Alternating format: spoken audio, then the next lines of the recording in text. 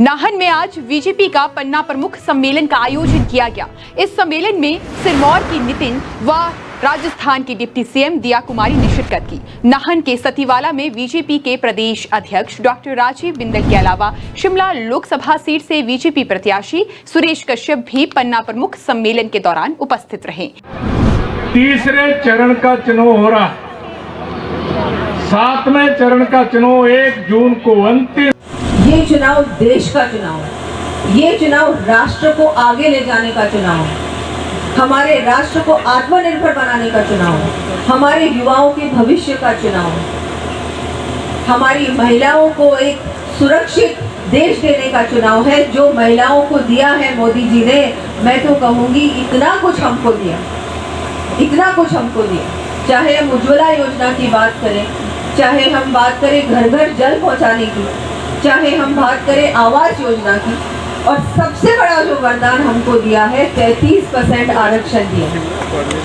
मुझे लगता है कि कभी हमने सोचा भी नहीं था, किसी महिला ने सोचा नहीं था कि हमको इतना बड़ा वरदान मिलेगा, इतना बड़ा अधिकार है। तो हर घर का हर एक वोट मोदी जी को जाएगा, भारतीय जनता पार्टी को जाएगा।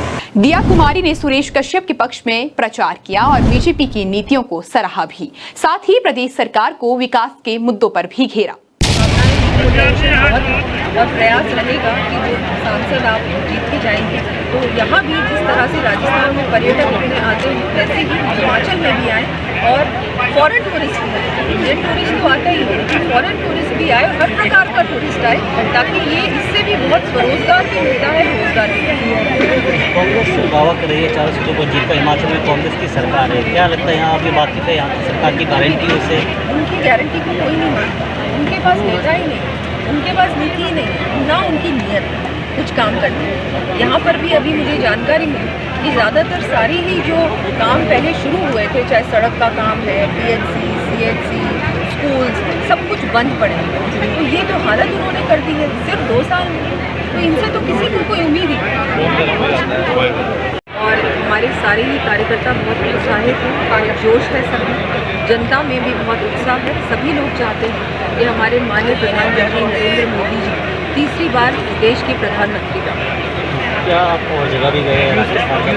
क्या माहौल देश में लगता है? पूरे देश में बहुत अच्छा माहौल है, बहुत सारे प्रदेशों में गए हैं और आप देखिए हम लोग 400 पार निश्चित रूप से गए। हमारे के सांसद रहे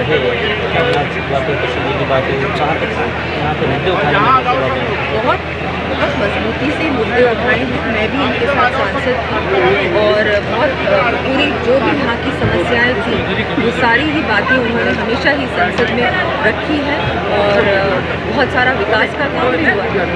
चाहे हम उनकी लोकसभा की बात करें, चाहे हम यहाँ पर हमारे बिंदल जी के काम की बात करें, सभी ने बहुत अच्छे काम किए हैं और बहुत आवश्यक है कि मोदी सरकार बनेगी, निश्चित रूप से बनेगी। और सब सुरेश जी और सभी यहाँ से सांसद जीत के जाएं, ताकि बहुत और भी काम है, बहुत विकास है जो इस क्षेत्र में हुई।